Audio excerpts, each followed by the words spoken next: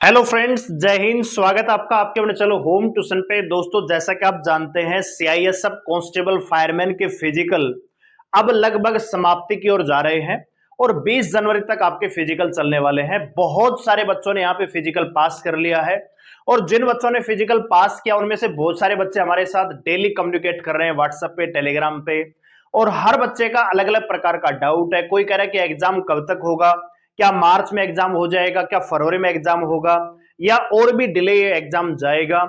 और बहुत सारे बच्चे ये जानना चाह रहे हैं कि सर हमारा स्कोर अभी 60, 65, 70 जा रहा है, तो उसको कैसे इंक्रीज कर सकते हैं, किन सब्जेक्ट पे ध्यान देना चाहिए। तो आज की इस वीडियो में यही डिस्कस करने वाले हैं। वीडियो को ध्यान से पूरा देखिए। चैनल पे नए हैं, चैनल को सब्सक्राइब कर लीजिए, बेल आइकन प्रेस कर लीजिए और किसी प्रकार की लेटेस्ट न्यूज अपडेट को पाने के लिए हमारे टेलीग्राम चैनल को ज्वाइन कर लीजिए, लिंक डिस्क्रिप्शन में दिया हुआ है।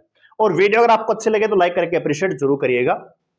आगे बढ़ने से पहले छोटी सी अपडेट, सीआईएसएफ के लिए स्पेशल हमारा बैच चला हुआ है।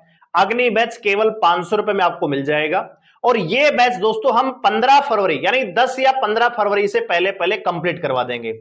जो आपका रीजनिंग है और हिंदी है ये आपका जनवरी में ही कंप्लीट हो जाएगा। मैथ थोड़ा सा लंबा पड़ जाता है सिलेबस उसका, तो वो हम टाइम ले रहे हैं थोड़ा सा एक्स्ट्रा 10 से 12 दिन का। और डेली अब मैं दो क्लास दे रहा हूं। एक आपकी क्लास नंबर सिस्टम की लग रही है, दूसरा अर्थमेटिक लग रही है। इसी प्रकार रीजनिंग में भी दो क्लास हम देने का प्रयास कर रहे हैं और बहुत ही बढ़िया कंटेंट के साथ। यूट्यूब पे मॉक टेस्ट में नहीं लेके आ पा रहा हूं क्योंकि उसके पीछे वजह है हमारा सिलेबस। ठीक है, तो अगर आप भी हमारे साथ जुड़ के सिलेबस करना चाहते हैं, विशेष रूप से मैथ, रीजनिंग और हिंदी, अगर आप चाहते हैं जो 75 नंबर का सेक्शन आपके एग्जाम में आने वाला है और आप चाहते हैं कि यहां पे 70 प्लस का स्कोर करें, क्योंकि दोस्तों बिना सिलेबस को पूरा किए अगर आप मॉक टेस्ट लगा रहे हैं तो आप अपने ही पैर पे कुल्हाड़ी मार रहे हैं। जी हां दोस्तों, हो सकता है कि किसी दिन मॉक टेस्ट आपको आसान लग जाए तो स्कोर आपका 75, 80 भी चला जाएगा। किसी दिन मॉडरेट आ जाएगा तो फिर आपका स्कोर 60, 65 पे अटक जाएगा। तो इसके लिए जरूरत होती है कंप्लीट सिलेबस करने की। जब आप सिलेबस करेंगे तो मॉक टेस्ट लगाने में फायदा भी होगा और कोई भी सवाल आपको डरा नहीं पाएगा दोस्तों। तो यही हमारा प्रयास है। पहले हम आपको सिलेबस दे रहे हैं, तो यहां पे 3 सब्जेक्ट में कवर करवा रहा हूं। अगर जीके की हम बात करें तो जीके आप कहीं से पढ़ सकते हैं, स्टैटिक जीके पे ज्यादा ध्यान दीजिए। 25 नंबर का पोर्शन आता है। अगर यहां पे 15 भी स्कोर करते हैं ना, मान लो, तो 85 प्लस कोई रोक नहीं सकता। ठीक है दोस्तों, तो और सीआईएसएफ फायरमैन का जो पैटर्न है वो उतना हार्ड नहीं आता, जीडी लेवल का पेपर आता है। अगर आप थोड़े से एफर्ट लगाएंगे, रेगुलर तैयारी करेंगे तो आराम से आप एग्जाम को क्रैक कर सकते हैं। लेकिन एक चीज आपको ध्यान रखनी पड़ेगी, जो हरियाणा, यूपी, राजस्थान, मध्य प्रदेश इन स्टेट से बिलोंग करते हैं, दिल्ली एनसीआर से, तो इनकी कट ऑफ आपकी 90 प्लस भी जा सकती है। तो इस चीज को दिमाग में रखिएगा। एक एक नंबर आपके लिए इंपॉर्टेंट है और एक एक नंबर की यहां पे लड़ाई होने वाली है और उसी एक एक नंबर के लिए आपको सिलेबस को ठीक से पढ़ना पड़ेगा कि क्या आपने किसी भी टॉपिक की प्रत्येक टॉपिक को कवर किया है। तो यही हम आपके इस बैच में लेके आ रहे हैं। तो अभी जाके आप इसको एनरोल कर सकते हैं। एप्लीकेशन का लिंक डिस्क्रिप्शन में दिया हुआ है, या प्ले स्टोर से जाके होम ट्यूशन डाउनलोड कीजिए, रजिस्टर कीजिए, ज्वाइन कीजिए और आपको अग्नि बैच दिखेगा, आप उसे एनरोल कर सकते हैं। ठीक है, बहुत ही बढ़िया तरीके से आपको मैं डील कर रहा हूं। आइए बात करते हैं। सबसे पहले मैं बात करूंगा एग्जाम डेट की, कि फायरमैन का जो एग्जाम है वो कब तक हो सकता है। तो भैया एक चीज आप जान लीजिए कि सबसे पहले अभी आपका फायरमैन का जो फिजिकल है ये आपका चलने वाला है 20 जनवरी तक। ठीक है भाई, इसके बाद क्या होगा, आईटीबीपी का फिजिकल चलेगा। ठीक है, आईटीबीपी का फिजिकल कब चलेगा भैया, ये आपका होने वाला है फरवरी तक। ठीक है, फरवरी 15 या 20 तक ये जाएगा। ठीक है भाई, तो जनवरी में तो एग्जाम होगा नहीं क्योंकि जनवरी की 20 तारीख तक तो फिजिकल चलने वाला है। उसके बाद 26 जनवरी की तैयारियां हो जाएंगी। और फरवरी में क्या होगा, फरवरी में सारे ऑनलाइन सेंटर जो है बुक होते हैं। आप जानते हैं कि एसएससी जीडी का एग्जाम होने वाला है फरवरी में।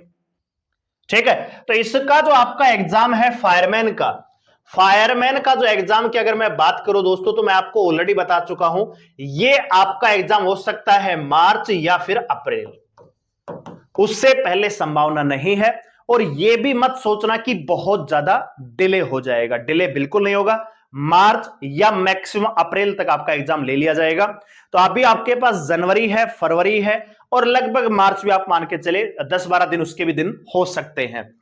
वो डिपेंड करेगा कि भैया फरवरी में जैसे मान लीजिए एसएसजीडी का एग्जाम होगा, उसके तुरंत बाद सीआईएसएफ फायरमैन का एग्जाम होता है, या फिर बीएसएफ वाले फिजिकल करवाएंगे, या उनका प्रोसेस क्या होता है उस पर डिपेंड करेगा। तो इसलिए मैं आपको दे रहा हूं या तो मार्च या फिर अप्रैल, आप डेफिनेट मान के चलेगा आपका एग्जाम इन दोनों मंथ में से हो सकता है। तो आपके पास अच्छा खासा टाइम है। हम जो हमारा सिलेबस है दोस्तों 10 या 15 फरवरी तक डेफिनेटली आपको दे देंगे। किस किस का सिलेबस दे दोगे सर? मैथ का, रीजनिंग और हिंदी, ठीक है। और आप जब सिलेबस हमारे साथ कर रहे हैं, 3 सब्जेक्ट की जिम्मेदारी मैं ले रहा हूं। आप यहां से 3 सब्जेक्ट क्लियर कीजिए, उसके बाद कहीं से प्रैक्टिस कीजिए, आपका स्कोर बिल्कुल भी डाउन नहीं जाएगा, क्योंकि एक एक टाइप को एक एक बहुत ही बढ़िया तरीके से आपको समझा रहे हैं एग्जाम अप्रोच के साथ, ठीक है। तो डिपेंड आप पे करता है कि आपको लाखों बच्चों की भीड़ के पास पीछे जाना है कि भैया जहां पे 5000 बच्चों में से 50 सिलेक्शन लेते हैं और जहां पे 100 बच्चों में से 50 सिलेक्शन लेके जाते हैं। डिपेंड आप पे करता है, क्योंकि क्वालिटी मैटर करती है, क्वांटिटी मैटर नहीं करती, ठीक है। तो विवेक आपके ऊपर है। अब आप बात करते हैं दोस्तों कि कैसे आपको स्कोर इंक्रीज करना है, कहां पे आपको ध्यान देना है। तो भैया एग्जाम पैटर्न में आपका आता है मैथ, रीजनिंग और हिंदी और आपका जीके, चारों ही सब्जेक्ट आप जानते हैं 25-25 के आने वाले हैं, नेगेटिव मार्किंग है नहीं, ठीक है। 100 नंबर का पेपर होगा, 100 ही क्वेश्चन आपसे पूछ जाएंगे। तो मेरा ये मानना है कि जब तक एग्जाम डेट डिक्लेयर नहीं होती है, आपको ध्यान देना चाहिए मैथ और जीके पे, और थोड़ा सा हिंदी। हिंदी में जैसे संधि है, समास है, जो व्याकरण के जो टेक्निकल टॉपिक हैं, पर्यायवाची हैं, विलोम, अनेकार्थी, उनमें आपको टाइम देना पड़ेगा। ऐसा नहीं कि भैया आपने एक दिन रिवाइज कर लिया पेपर से पहले और आप हिंदी में 25 की 25 कर लोगे, पॉसिबल नहीं है। अगर हिंदी और रीजनिंग में 25 में 25 लाना चाहते हो तो डेली आपको 1-1 घंटा दोनों को देना चाहिए, ठीक है। मैन फोकस होना चाहिए मैथ और जीके पे, क्योंकि मैथ एक टेक्निकल सब्जेक्ट है, हर चीज को आपको रिवाइज करना पड़ेगा, बार बार प्रैक्टिस करना पड़ेगा। और जीके में आपका सिलेबस थोड़ा बहुत ज्यादा हो जाता है, static GK, history, polity, geography, science, तो उसमें थोड़ा सा ज्यादा एफर्ट देना पड़ेगा। तो मेरा यह मानना है कि जनवरी और फरवरी की 15 तारीख तक आपको जीके और मैथ पे थोड़ा ज्यादा ध्यान देना चाहिए। उसके बाद थोड़ा थोड़ा आप रीजनिंग भी यहां पे अगर टाइम मिल रहा है तो दे सकते हैं। एक काम आप डेली कर सकते हैं कि डेली एक मॉक टेस्ट लगा सकते हैं, ठीक है। डेली नहीं लगा पा रहे हैं तो इसको वीकली जरूर करिएगा, ताकि एग्जाम में जो एग्जाम हॉल का प्रेशर होता है कि टाइम बाउंडेशन के अंदर क्या पेपर को सोल्व कर पा रहे हैं, कौन से सब्जेक्ट में ज्यादा टाइम लग रहा है, कौन से में कम लग रहा है, किन प्रकार के क्वेश्चनों में ज्यादा टाइम लग रहा है, तो उस प्रकार जो एनालिसिस आप लेके आएंगे उस पे आपको काम करना चाहिए। विशेष रूप से मैथ और जीके ही आपको दिक्कत देंगे, तो उन पे आपको ज्यादा ध्यान देने की आवश्यकता है। और मैथ और जीके में से मैथ में आपके साथ डील कर रहा हूं, बहुत जल्दी यूट्यूब पे प्रैक्टिस सेट लेके आएंगे, लेकिन उससे पहले हम सिलेबस करवा रहे हैं, क्योंकि सिलेबस करवा के फिर मॉक टेस्ट करवाने का आपको मजा आएगा सिलेबस के बाद, ठीक है। जब तक आपने अपने बेसिक नहीं किए हैं तब तक मॉक टेस्ट का कोई फायदा नहीं है, इसलिए मैं आपको कह रहा हूं। दूसरी बात यह है कि वैकेंसियां 1130 हैं दोस्तों।